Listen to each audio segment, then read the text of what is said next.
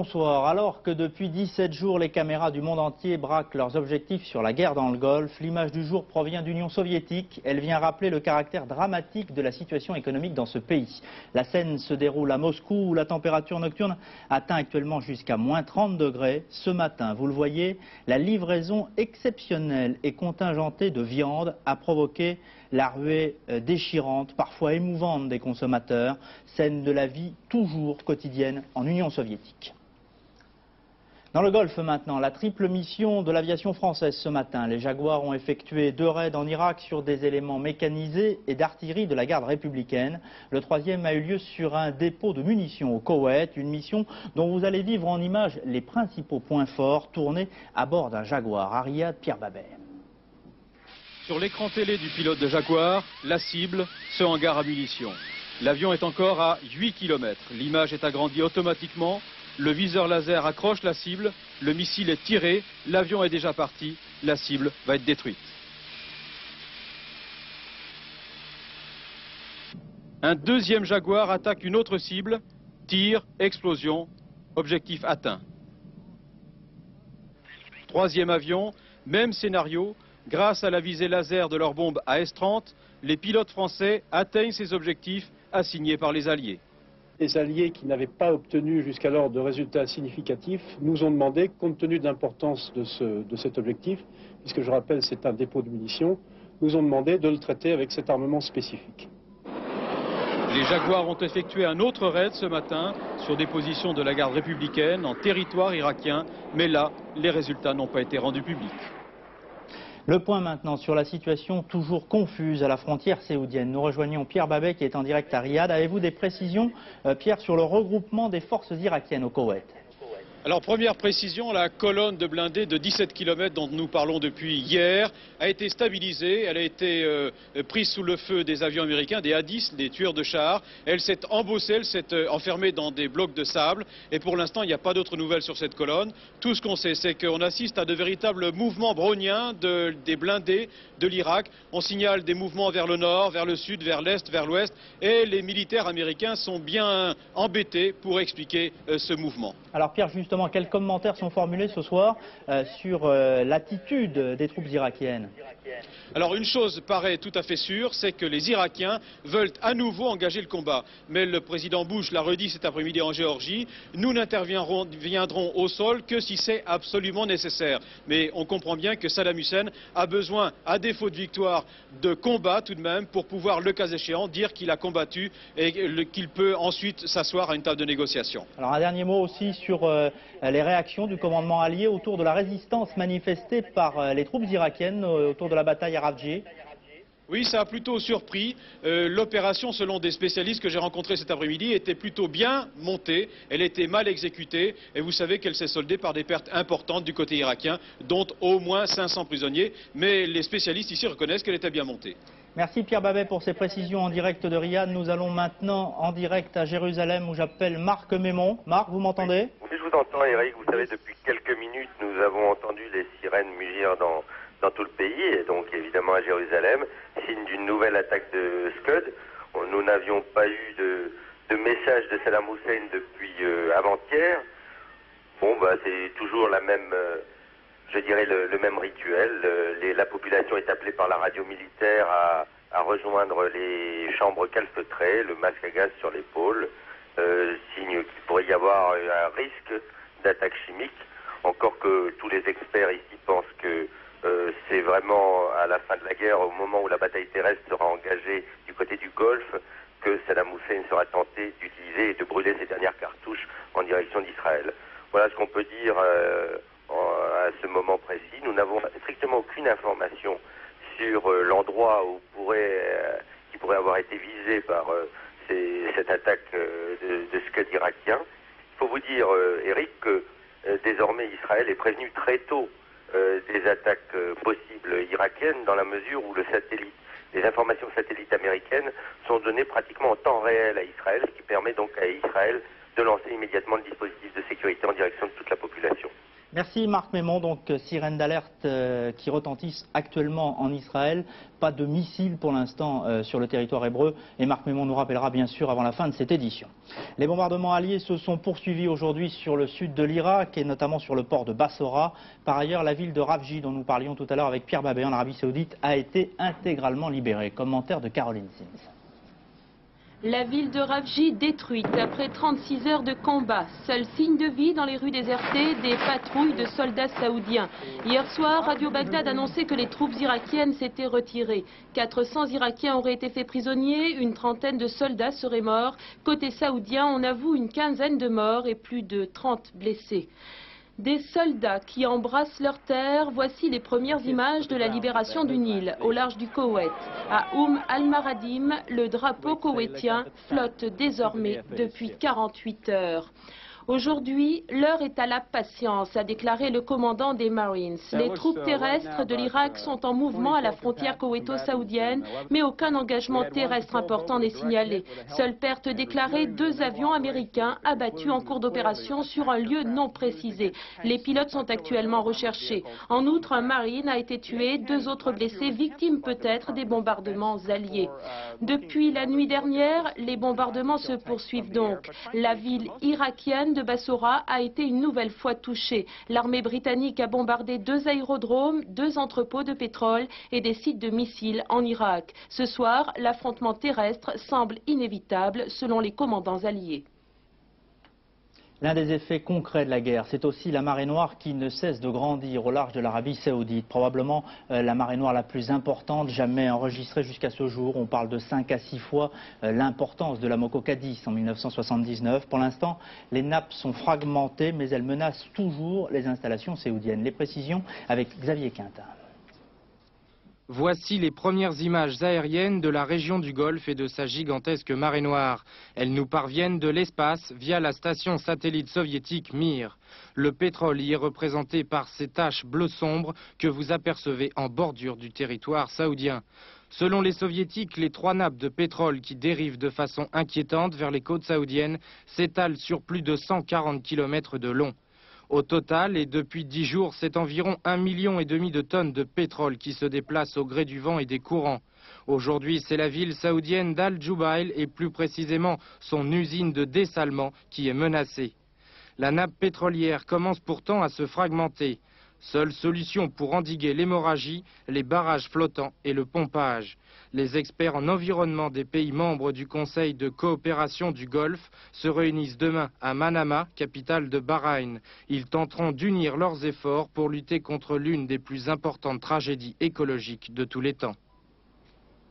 Au chapitre diplomatique, l'Iran mais aussi le Maroc ont pris les principales initiatives en faveur de la paix. Le roi Hassan II du Maroc a appelé le président irakien Saddam Hussein à répondre favorablement à la dernière déclaration commune soviéto-américaine qu'il a qualifiée de très positive et de grands pas en avant franchis par les 2 super grands. Dans un discours à la nation, le roi du Maroc a notamment estimé que le président irakien avait atteint, depuis le début de la guerre dans le Golfe, des objectifs lui permettant de s'arrêter avec les honneurs. L'Iran, je vous le disais, de son côté, s'est placé au cœur de toutes les initiatives diplomatiques, d'abord en remettant un message nourri de propositions à Saddam Hussein, mais aussi en recevant des délégations arabes ainsi que François Cher, le numéro 2 du Quai d'Orsay. Jean-Paul Gerloir. Une délégation irakienne, une délégation algérienne, une yéménite, une française. Téhéran est depuis 2 jours un vrai centre diplomatique, affirme-t-on à la radio officielle iranienne, où l'on ajoute pour éteindre le foyer de la guerre. Le plus important des échanges de ces 2 derniers jours, celui du président Rafsanjani avec l'Irakien Sadoun Hamadi, a effectivement abouti sur des propositions iraniennes présentées comme concrètes mais secrètes.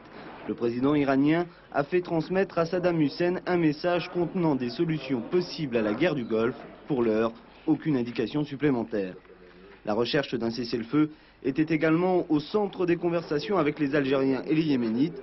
On a dû cette fois se pencher sur des propositions de paix qui seront présentées au sommet extraordinaire des non-alignés à Belgrade les 11 et 12 février prochains.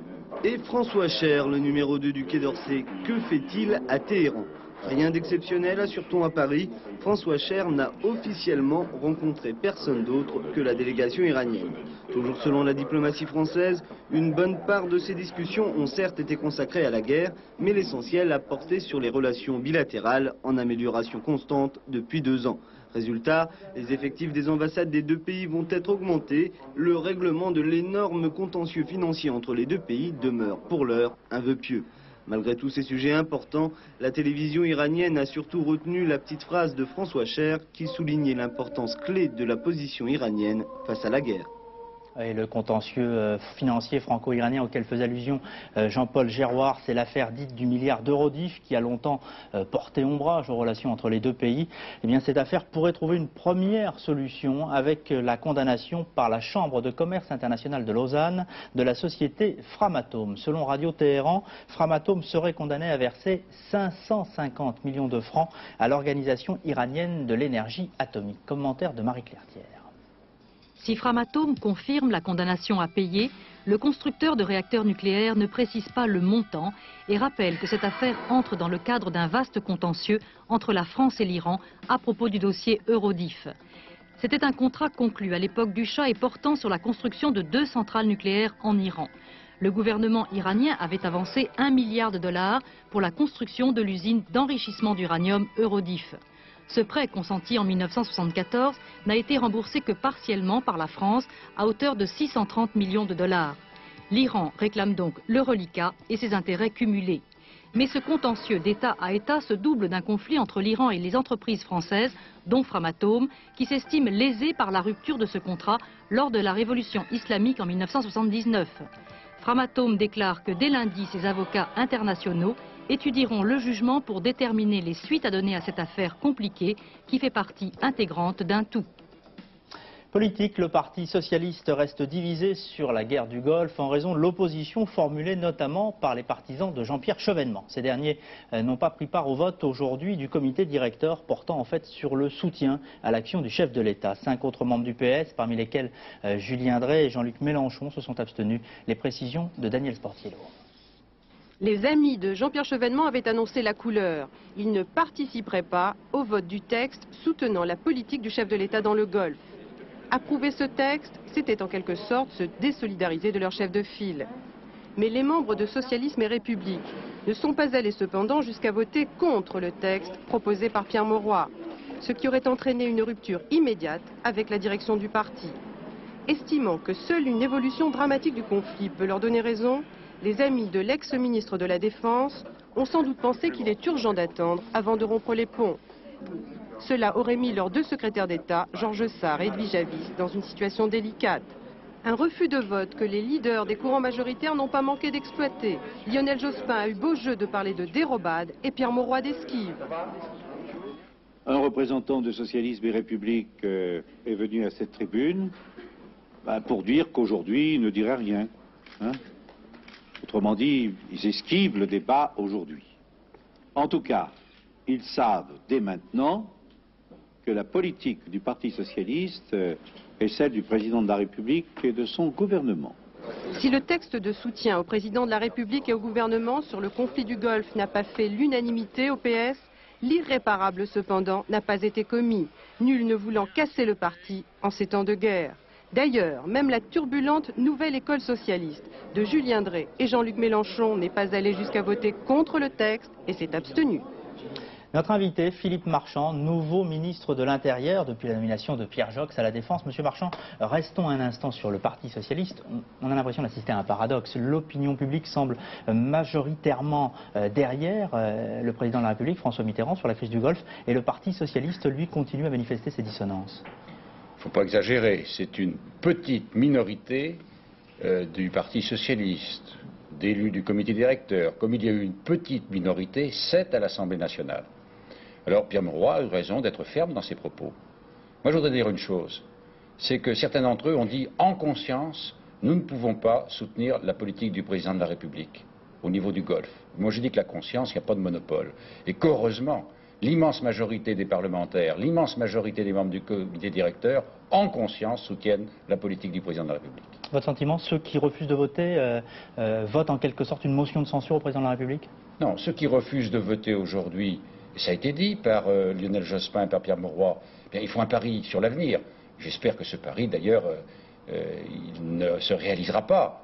C'est que la situation dans le Golfe soit telle qu'une partie de l'opinion leur donne raison sur leur position. Alors, dans l'actualité française, il y a bien sûr les problèmes liés au Golfe, nous allons y revenir dans un instant. Vous arrivez comme ministre de l'Intérieur dans un contexte qui est agité aussi par le débat parlementaire sur le statut de la Corse. Ce débat a été repoussé à la fin février, je parle de la session extraordinaire du Parlement. Est-ce que fin février, vous allez réouvrir le débat, réinscrire le projet de loi Joxe sur le statut de la Corse? Il n'a pas à être réinscrit. J'ai été parlementaire pendant 12 ans, je sais comment fonctionne le Parlement. Le projet du gouvernement sur la Corse a été adopté par l'Assemblée nationale. Il est maintenant en examen au Sénat. L'autre jour, j'étais avec Pierre Joxe en commission des lois. Le Sénat a envoyé une mission en Corse et devant le Sénat, je soutiendrai le projet. Et bien sûr, les parlementaires amenderont ce projet, en discuteront tout à fait normalement. Il retournera à l'Assemblée nationale et ensuite, ce sera définitif. Pas question, comme l'a demandé Charles Pasqua, de l'abroger purement et simplement. On n'a pas abrogé un projet qui n'est pas voté. Il est voté en première lecture par l'Assemblée nationale. Et je soutiendrai ce projet parce que je pense qu'il est bon pour la Corse. Alors, vous prenez vos fonctions, je le disais, dans un contexte grave, celui d'une situation internationale menacée par les actes terroristes. Il y a eu 63 actes terroristes répertoriés dans le monde. La France n'a pas été touchée. Vous avez évité les attentats au cours de ces dernières semaines? Au cours de ces dernières semaines, il n'y a pas eu en France ce que vous me demandez de dire. Ce n'est pas vrai. À l'heure où je parle, je tiens à saluer les responsables religieux, les responsables des associations qui font un travail magnifique. Et je peux dire qu'à l'heure où je parle, eh bien, il n'y a pas, à ma connaissance, et je suis quand même placé pour être informé, de menaces immédiates. Merci Monsieur Marchand. Nous retournons maintenant sur la scène internationale avec la catastrophe et la collision ce matin entre deux avions sur l'aéroport de Los Angeles aux États-Unis. Le bilan fait état de 15 morts, d'une quarantaine de blessés et de 29 disparus. Précision et commentaires de Marie-Christine Pierre. Sur la piste de l'aéroport de Los Angeles, les débris calcinés d'un Boeing 737. Hier soir, ce Boeing de la compagnie User atterrit sur l'aéroport de Los Angeles et va s'immobiliser en bout de piste. C'est à ce moment-là qu'il heurte un petit avion taxi qui s'apprêtait à décoller. Le Boeing écrase l'appareil, se brise en deux, quitte la piste avant de s'écraser contre un mur désaffecté. Les deux avions prennent immédiatement feu. Il a fallu 1 heure aux pompiers pour repérer le petit avion qui comptait 12 passagers.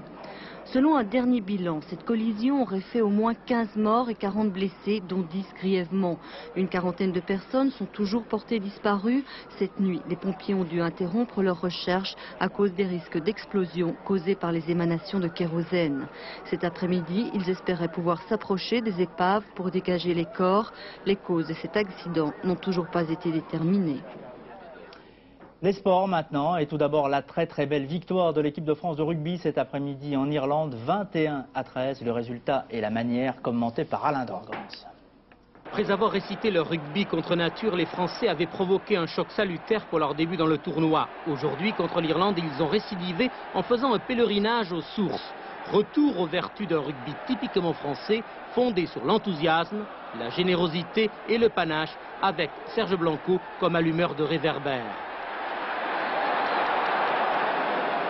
À Lansdowne Road, le pack français n'a pas rassemblé tous ses trésors d'énergie, de volonté, de calme et s'est même montré parfois docile sous les provocations de la frénésie irlandaise. Les avants tricolores, mis sous le reculoir, ne résisteront pas au déferlement irlandais qui inscrivent un essai par l'intermédiaire de Smith. Un mouvement groupé des avants irlandais qui propulse leur talonneur dans l'embut français. Si le coq français bat de l'aile, le trèfle irlandais joue toujours à cœur et rafle la mise à la mi-temps 10-6. L'instinct offensif des Français renaîtra après le repos. Cette cavale grand champ sera ponctuée par une croisée intérieure de Blanco à destination de l'Agisquet. Au prix d'un crochet extérieur, l'ailier bâillonné s'ouvre le chemin de l'essai entre les poteaux. Ce numéro d'équilibriste infructueux de Serge Blanco ouvrira aux Français la voie royale.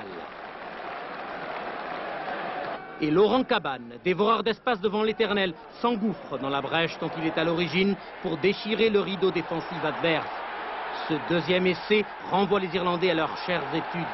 Le 15 de France victorieux 21-13 a préservé l'essentiel, la résurrection d'un état d'esprit et d'un rugby à vocation offensive. De son côté, l'Écosse a battu le Pays de Galles 32-12. Et puis en ski, à la fois la déroute des championnes françaises aujourd'hui dans l'épreuve du slalom géant et le triomphe d'une Suédoise, Pernilla Wiberg. Elle est devenue championne du monde de slalom géant à Sälbar. C'est la première fois dans l'histoire des championnats du monde ou des Jeux olympiques qu'une Suédoise remporte une médaille d'or. Elle a devancé l'Autrichienne Ulrike Mayer et l'Allemande Traudl Escher. Il n'y a pas une Française dans les 20 premières.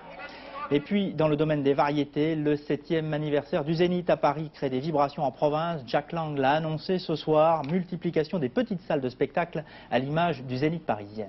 Thierry Stampfler.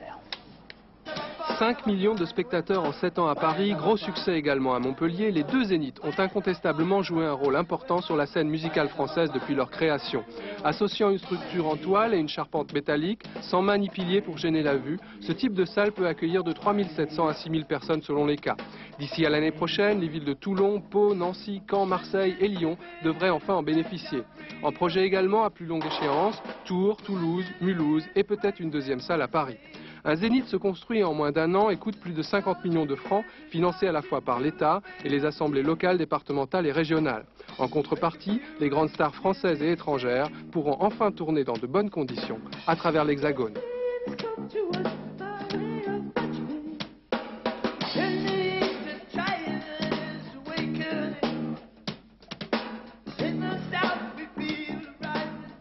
Voilà, avant de refermer ce journal, je vous rappelle la principale information survenue au cours de cette édition. Un tir de missile sur Israël. Le porte-parole de l'armée israélienne vient d'affirmer que les Irakiens avaient effectué un tir de missile donc contre l'État hébreu. L'armée israélienne tenterait actuellement de localiser le point de chute avant de lever l'alerte qui a été donnée il y a tout juste 25 minutes. Nous développerons bien sûr cette information à 22h30 dans Soir 3. Très bon début de soirée.